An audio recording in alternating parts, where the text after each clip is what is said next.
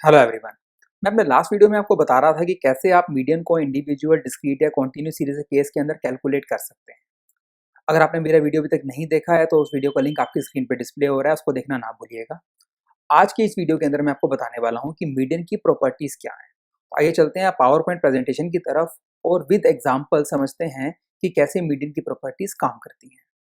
Median की first property हमें कहती है कि sum of the deviation of data taken from median ignoring the plus minus sign is the least in relation to other measures of average like mean and mod.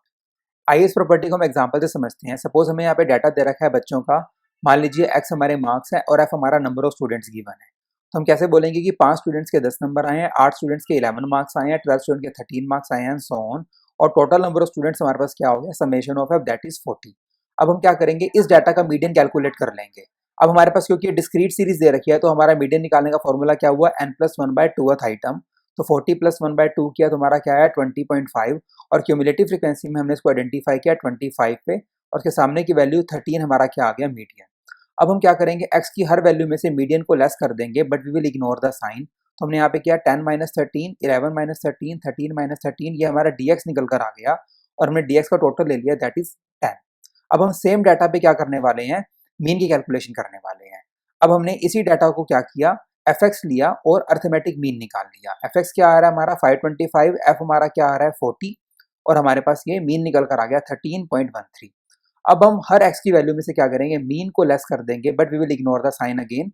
जैसा आप यहाँ पे देख रहे हैं 10-13.13, 11-13.13 एंड सो ऑन, और हमने D का टोटल ले लिया दैट इज 10.65। अब आप यहाँ पे देखेंगे जो मीन है उससे डेविएशन लेने पर हमारा जो टोटल आ रहा है वो 10.65 आ रहा है, लेकिन मीडियन से डेविएशन लेने पे टोटल क्या आ रहा है, 10 आ रहा है।